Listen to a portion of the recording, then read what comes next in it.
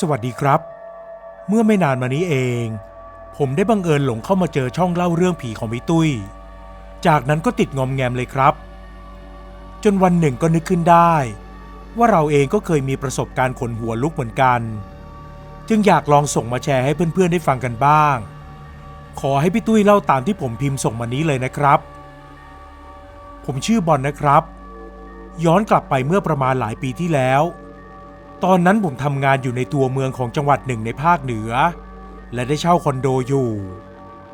ผมอยู่ที่คอนโดแห่งนั้นมาเกือบจะ5 ปีแล้วซึ่งก็ไม่มีเรื่องผีๆสางๆอะไรเลยไม่ว่าจะห้องผมหรือห้องใครก็แล้วแต่ผมไม่เคยได้ยินว่ามีคนเจอดีเลยครับเป็นปกติของผมทุกวันที่จะต้องออกไปทำงานแต่เช้าและกลับมาถึงห้องตอนประมาณ2 ทุ่มแต่หากคืนไหนไปสังสรรค์กับเพื่อนต่อก็จะกลับดึกกว่าเดิมสักหน่อยชีวิตชายโสดในช่วงนั้นของผมก็จะอิสระแบบนี้แหละครับจนมีอยู่คืนหนึ่งที่ผมไปดื่มกับเพื่อนแล้วกลับมาถึงห้องตอนประมาณตี 1พอถึงที่ห้องผมก็ถอดเสื้อผ้าออกแล้วเดินออกไปสูบบุหรี่ที่ระเบียงห้องด้วยบ็อกเซอร์ตัวเดียว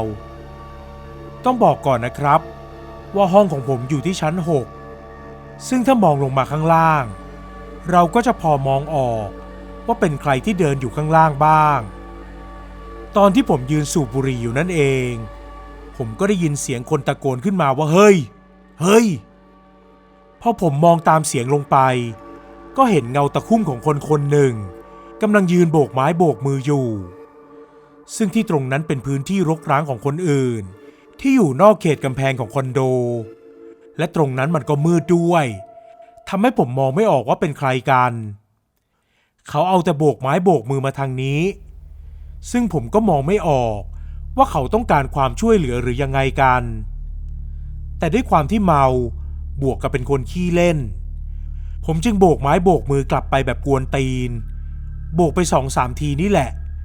พอมองดูอีกทีก็ไม่เห็นคนคนนั้นแล้วผมสูบบุหรี่ต่อยังไม่สนใจอะไรพอสูบหมดก็เข้าห้องไปอาบน้ำแล้วก็เข้านอนซึ่งเรื่องของคืนนั้นก็มีเท่านี้เช้าวันต่อมาผมก็ไปทำงานตามปกติโดยลืมเรื่องนั้นไปสนิทเลยแต่หารู้ไหมว่าสิ่งที่ผมทำลงไปในคืนนั้นมันได้นำพาเอาสิ่งที่สยดสยองที่สุดเข้ามาในห้องของผมครับคืนนั้นผมกลับห้องตอนประมาณ2 ทุ่มเหมือนเดิมที่จริงผมไปดื่มกับเพื่อนแต่มันถูกเมียเรียกกลับบ้านซะก่อนผมก็เลยต้องกลับห้องโดยที่ยังไม่ค่อยเมาเท่าไหร่ก็เลยเดินไปหาเบียร์ในตู้เย็นซึ่งอยู่ในครัวเพื่อที่จะดื่มต่อต้องบอกเลยครับว่าครัวตรงนั้นเป็นพื้นที่เล็กๆไว้สำหรับทำกับข้าวได้นิดหน่อยมีตู้เย็นและตู้เคาน์เตอร์ที่กั้นไว้เป็นทางเข้าระหว่างที่ผมเพิ่งจะเปิดตู้เย็นนั่นเองอยู่ๆก็ได้ยินเสียงทีวีในห้องดังแว่วมาผมถึงกับชะงักเพราะว่ายังไม่ได้เปิดทีวีเลยผมจึงหันกลับไปมองซึ่งตรงครัวนั้นมันสามารถมองออกไปเห็นบริเวณกลางห้องได้แล้วสิ่งที่ผมเห็นก็ทำให้งงสุดๆเมื่อมีผู้ชายแปลกหน้าคนหนึ่งลักษณะเป็นชายวัยกลางคนผมเกรียนสวมเสื้อยืดกางเกง3 ส่วนกำลังนั่งอยู่ที่โซฟารับแขกโดยหันหน้าดูทีวีอยู่อย่างเงียบๆจังหวะนั้นผมไม่ได้ตกใจกลัวอะไรมากเพราะเขาคนนั้นไม่เหมือนผีเลยดูเป็นคนปกตินี่แหละแต่ก็งงตรงที่ว่าเข้ามาในห้องของผมได้ยังไงทั้งที่มั่นใจว่าล็อกห้องแล้วแต่ถึงอย่างไรผมก็ยังไม่กล้าทักถามอะไรออกไปในทันทีได้แต่ยืนจ้องมองเขาอย่างไม่อยากเชื่อสายตาในหัวของผมตอนนั้นคิดว่าไม่น่าจะใช่ขโมยเพราะถ้าเป็นขโมยก็คงไม่นั่งชิวๆอย่างนั้นหรอกมันจะต้องรีบหนีไปแล้วต่อมาก็คิดว่าตัวเองคงเมาจนตาฝาดไปหรือเปล่าเลยตบหน้าตัวเองแล้วขยี้ตาดูอีกรอบเท่านั้นแหละครับผมก็ต้องยืนอึ้งเมื่อไม่เจอเขาอีกแล้วทั้งที่ทีวีก็ยังเปิดไว้เหมือนเดิมวินาทีนั้นผมขนลุกเกลียวขึ้นมาทั้งตัวจนแทบจะส่างเมากันเลยทีเดียวครับจากนั้นผมจึงปิดทีวีและรีบเข้าห้องนอนทันที วันต่อมาผมได้ไปเล่าเรื่องที่เจอนี้ให้เพื่อนๆที่บริษัทฟังแล้วก็นั่นแหละทุกคนหาว่าผมเมาทั้งที่ผมก็ยอมรับแล้วว่าเมาจริงๆแต่ก็เห็นจริงๆเหมือนกันสุดท้ายก็ไม่มีใครเชื่อคืนนั้นผมกลับห้องมาด้วยความหวาดระแวงสิ่งแรกที่ทำคือเปิดไฟสว่างทั้งห้องจากนั้นก็รีบอาบน้ำอาบท่าระหว่างที่ได้อาบน้ำเย็นๆและฟังเพลงไปด้วยอย่างสบายใจผมก็มาคิดได้ว่าตัวเองคงเมาหนักจนตาฝาดไปเองทั้งที่จริงมันอาจไม่มีอะไรก็ได้พอคิดอย่างนี้ได้ก็สบายใจขึ้นมาหน่อยจนอาบน้ำเสร็จก็รีบเช็ดตัวและจังหวะนั้นหัวใจของผมก็ต้องหล่นแวบลงไปอยู่ที่ตาตุ่มเมื่อได้ยินเสียงทีวีในห้องดังแว่วมามันเป็นเสียงของรายการที่กำลังประกาศข่าวอยู่ผมบอกกับตัวเองทันทีว่าชิบหายแล้วและค่อยๆแง้มประตูห้องน้ำออกมาดูด้วยความสงสัยและผมก็เห็นชายแปลกหน้าคนเดิมนั่งดูทีวีอยู่เหมือนเดิมครับวินาทีนั้นผมก็ต้องสำนึกเสียใจที่ได้เปิดไฟไว้ทั่วห้องเพราะมันทำให้ผมเห็นได้อย่างชัดเจนว่าชายแปลกหน้าคนนั้นเปลี่ยนไปยังไงตอนนี้เนื้อตัวของเขาดูคล้ายซากศพดวงตามีสีขาวขุ่นบริเวณกึ่งกลางหน้าผากมีรอยแตกเหมือนถูกของแข็งทุบเลือดสีดำไหลลงระหว่างคิ้วอาบไปทั้งจมูกและบริเวณปากดูน่าสยดสยองจนแทบช็อกพอเห็นเท่านั้นผมก็ผวาเข้าไปหลบในห้องน้ำเหมือนเดิมหัวใจเต้นรัวจนแทบจะทะลุออกจากอกมือไม้นี่สั่นไปหมดผมได้ตลบอยู่ในห้องน้ำโดยที่ไม่กล้าออกมาและแม้จะผ่านไปนานเท่าไหร่หากยังได้ยินเสียงประกาศข่าวอยู่ผมก็ไม่กล้าออกมาครับจนผมนึกถึงเพื่อนที่บริษัทขึ้นมาได้ซึ่งเป็นคนที่เคยบอกว่าไม่เชื่อนั่นแหละครับผมเลยเอาโทรศัพท์ที่เอาเข้าไปฟังเพลงในห้องน้ำโทรหามันและบอกให้มันมาหาที่ห้องโดยที่ไม่ได้บอกว่ามีอะไรเกิดขึ้นกะจะให้มันเข้ามาเห็นกับตาตัวเองเลยซึ่งห้องผมจะไขกุญแจเข้ามาหรือใส่รหัสก็ได้ผมจึงบอกรหัสกับมันไว้ไม่นานเพื่อนผมก็มาถึงและเข้ามาในห้องจากนั้นมันก็ตะโกนเรียกผมตามปกติไม่ได้มีอะไรเกิดขึ้นเหมือนที่ผมคิดสุดท้ายผมจึงออกจากห้องน้ำไปเจอมันภายในห้องไม่มีใครอยู่แต่ที่น่าประหลาดใจก็คือมีกลิ่นบุหรี่ตลบอบอวนไปทั่วห้องและมีขี้บุหรี่ที่โต๊ะหน้าโซฟากับบุหรี่ที่ถูกดูดไปแล้วอีก 2-3 ตัว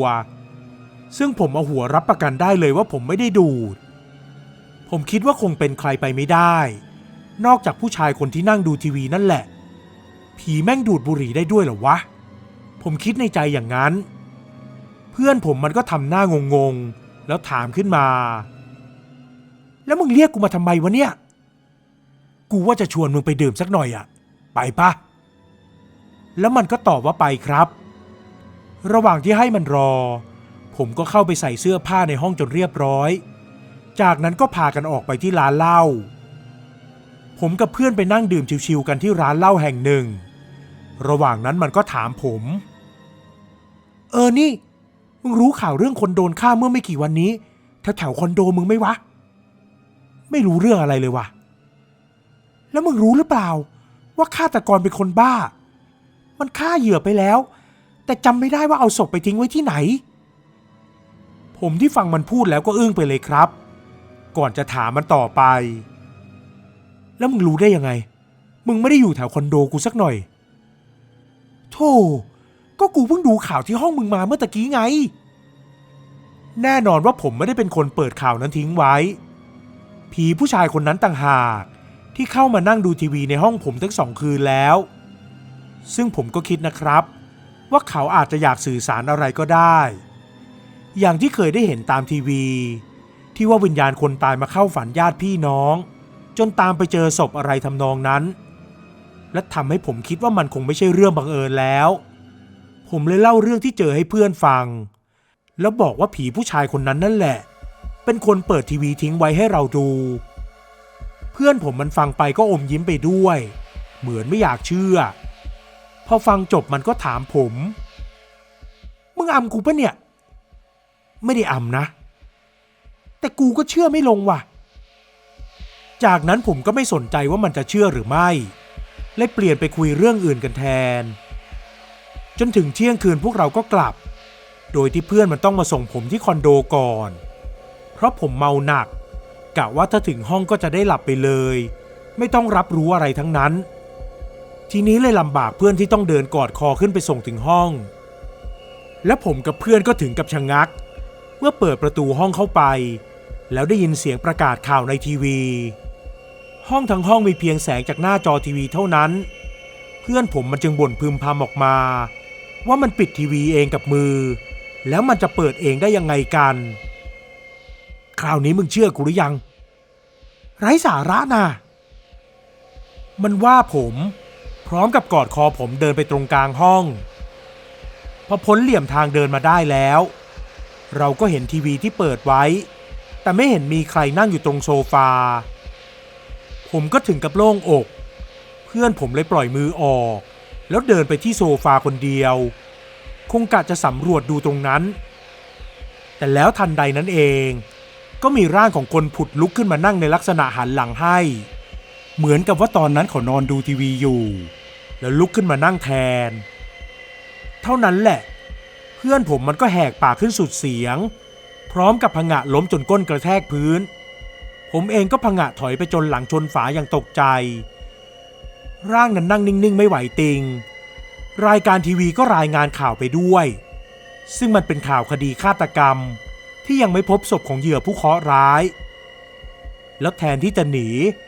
เพื่อนผมมันก็ลุกขึ้นช้าๆแล้วพูดออกไปด้วยความเมาเฮ้ยมึงเป็นใครวะเข้ามาได้ยังไงจังหวะนั้นผมแทบจะอยากลากคอเสื้อมันออกมาแต่ทำได้แค่พูดออกไปเพื่อเตือนสติมันเฮ้ยมึงมานี่อย่าไปยุ่งกับเขาไม่เป็นไรมันไม่ใช่ผีอย่างที่มึงคิดหรอกว่าแล้วเพื่อนมันก็ค่อยๆเดินไปหาอย่างระมัดระวังก่อนจะพูดต่อเฮ้ยมึงหันมาสิเท่านั้นแหละครับร่างที่นั่งหันหลังให้ตรงโซฟาก็ค่อยๆหันหน้ามาช้าๆซึ่งมันก็น่าสยดสยองมากตรงที่เขาหันมาแค่ส่วนหัวเท่านั้นส่วนตัวยังนั่งหันหลังอยู่เหมือนเดิมดวงตาทั้งสองข้างนั้นแดงก่ำมีเลือดไหลจากหน้าผากลงมาอาบทั่วบริเวณหน้าผมนี่ยืนอึ้งไปเลยส่วนเพื่อนผมมันก็ร้องเฮ้ยออกมาดังๆพร้อมกับหงายหลังล้มลงไปอีกครั้งคราวนี้มันตะเกียกตะกายหนีออกมาจากตรงนั้นอย่างไม่คิดชีวิตอึดใจต่อมาหลังจากที่ได้สติผมจึงไปช่วยลากคอเสื้อมันออกมาแล้วเราทั้งสองก็พากันวิ่งออกจากห้องผมไปทันทีในคืนนั้นผมจึงต้องไปค้างที่บ้านของเพื่อนแทนวันต่อมาผมยังไม่ทันได้พูดอะไรเพื่อนผมก็ถามเกี่ยวกับผีตนนั้นว่าก่อนหน้านี้ผมเจอดีมายังไงบ้างซึ่งผมได้เล่าเรื่องที่เคยเล่าให้มันฟังอีกรอบคราวนี้มันเชื่อสนิทเลยครับแล้วก็มีเรื่องหนึ่งที่เพิ่งคิดได้คือตอนที่ยืนสูบบุหรี่อยู่ตรงระเบียงแล้วเห็นคนโบกมือเรียกผมก็เล่าให้มันฟังเหมือนกันกูว่านั่นคือผีว่ะคนบ้าอะไรจะไปยืนโบกมืออยู่ตรงนั้นดึกๆดื่นๆผมเองก็พูดอะไรไม่ออกเหมือนกันครับจนผ่านไปอีก2 วันระหว่างนั้นผมเก็บของมาค้างที่บ้านเพื่อนก่อนเข้าวันที่3เพื่อนผมก็บอกว่ามันเอาเรื่องที่เราเจอผีและเรื่องที่ผมเห็นคนโบกมือเรียกตอนกลางคืนไปเล่าให้เพื่อนของมันฟังซึ่งเขาเป็นตำรวจและไม่น่าเชื่อว่าเพื่อนตำรวจคนนั้นดันเป็นคนที่เชื่อเรื่องลี้ลับพวกนี้ด้วยเขาจึงลองไปดูพื้นที่รกร้างตรงนั้นแล้วก็เจอเข้ากับศพที่หายไปจนได้คำยืนยันจากญาติพี่น้องของศพนั้นก็ได้รู้ว่าเขาเป็นชายวัยกลางคนผมเกรียนวันที่หายตัวไปเขาสวมเสื้อยืดและกางเกง3 ส่วนเหมือนที่ผมเห็นในห้องครั้งแรกเป๊ะซึ่งผมก็คิดนะครับว่าวิญญาณเขาคงอยากจะสื่อสารกับผมจึงโบกมือเรียกในคืนนั้นและเข้ามาเปิดข่าวให้ดูถึงในห้องสุดท้ายก็เจอศพเขาจนได้หลังจากนั้นผมก็กลับไปอยู่ที่คอนโดเหมือนเดิมซึ่งไม่เจออะไรอีกแล้ว แต่เมื่อไหร่ที่จะสูบบุหรี่ก็จะนึกถึงภาพที่มีชายคนนั้นมาสูบบุหรี่ที่ห้องมันทำให้ผมรู้สึกไม่ดีจนสุดท้ายก็เลิกสูบบุหรี่ไปเลยครับ